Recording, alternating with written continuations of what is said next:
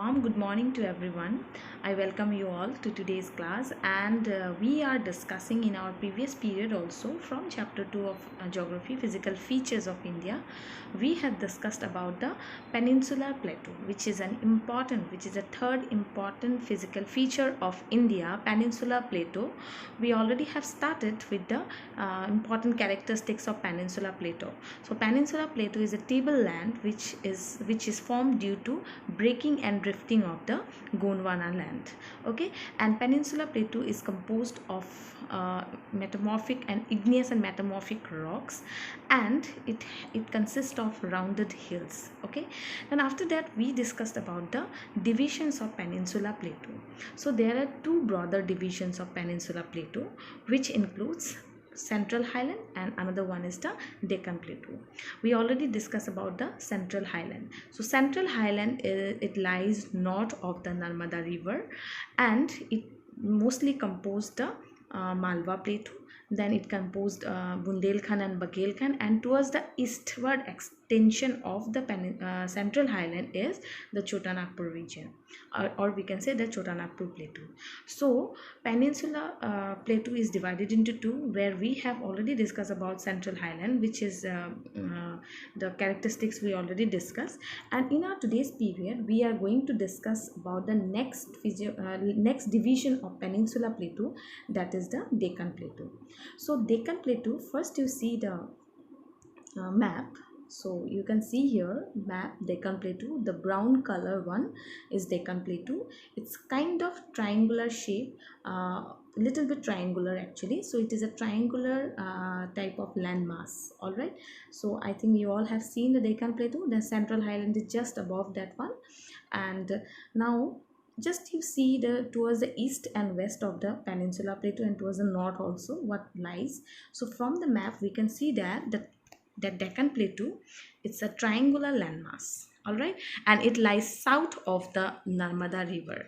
Now as I told you, Narmada River, it lies between Central Highland and Deccan Plateau. So it flows between the two, and it divides the two division. Okay, or it divides the Peninsula Plateau into two divisions. Towards the north of Narmada River lies the Central Highland, towards the south it lies the Deccan Plateau.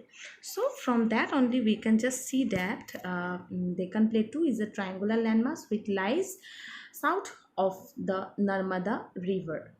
Then western and eastern edges, means the western part as well as the eastern part of the Deccan Plateau is marked by Western Ghat towards the west and Eastern Ghats towards the east. Please see in the map again. So towards the west we have seen that Western Ghats are surrounding the Deccan Plateau, and towards the eastern edge it is surrounded by Eastern Ghats. And another distinct feature of Deccan Plateau is that it is formed of black soil, which is known as Deccan Trap. So it is formed of black soil, which is a distinct feature, very important feature of Deccan Plateau is that it is formed of black soil. Okay, because it's volcanic origin, that's why it composed of black soil, or it's formed of black soil. So it is a distinct feature of Deccan Plateau. And this region basically, which is composed of black soil, includes Maharashtra, parts of Karnataka, parts of Madhya Pradesh, and parts of Gujarat. Basically Maharashtra, Gujarat and Karnataka, where Maharashtra includes the major part, and these regions are supports the growing of cotton. So it is also considered as black regger soil or cotton soil, because cotton is suitable in black soil. All right, after that you can see that the Western Ghat and Eastern Ghats, which is surrounding towards the east and west of the Deccan Plateau, we have seen in our previous map as well. So now we are going to discuss about the difference between the Western Ghat and Eastern Ghat. Can you please look into the map very minutely? Just see.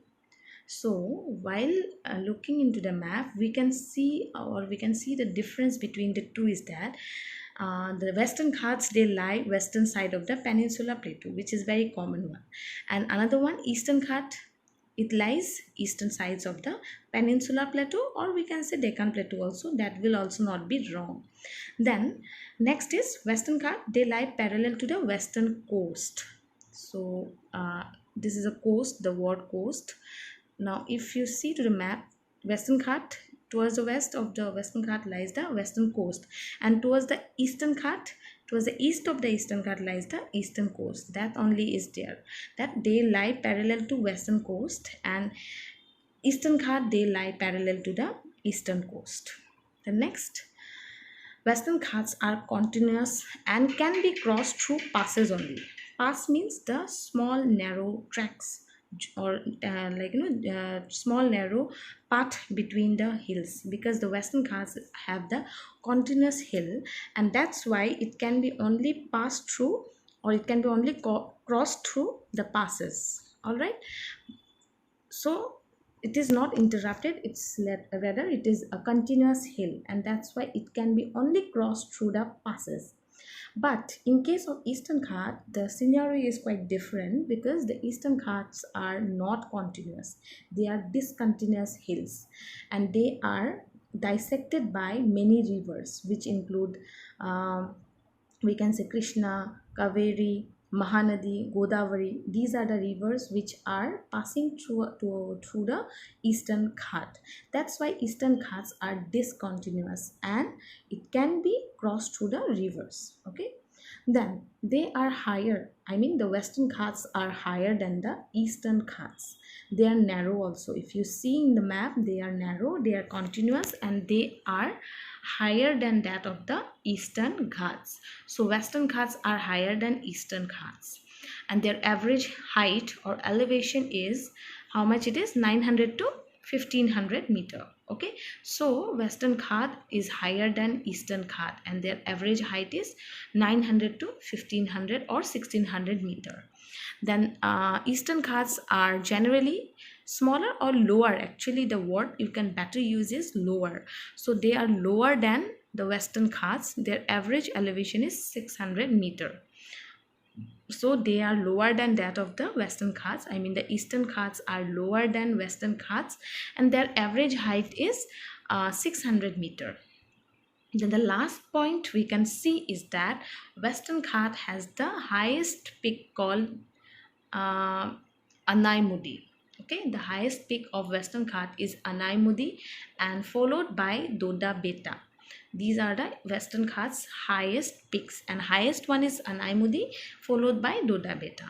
And Eastern Ghat has the highest peak called Mahendragiri. So Mahendragiri is the highest peak of Eastern Ghats. So these are the difference between the Eastern Ghat and Western Ghats. If you see on the map here also, we can see that Western Ghat lies west of the Peninsula Plateau, or we can say Deccan Plateau, and Eastern Ghat lies east of the Deccan Plateau or Peninsula Plateau.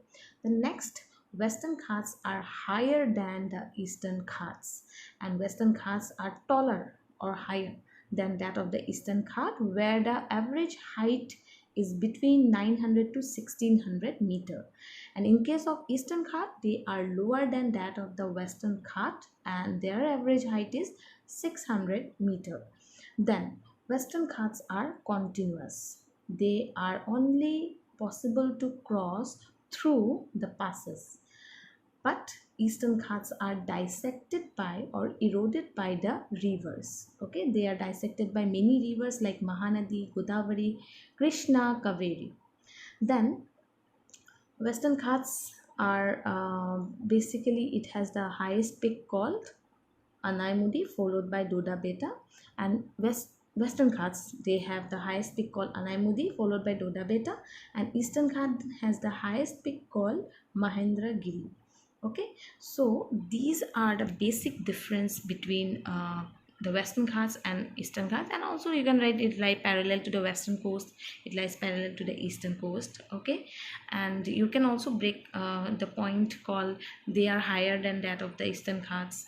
Then you can write down the height in different point also, but you can make this 5 points, that will be maximum for you.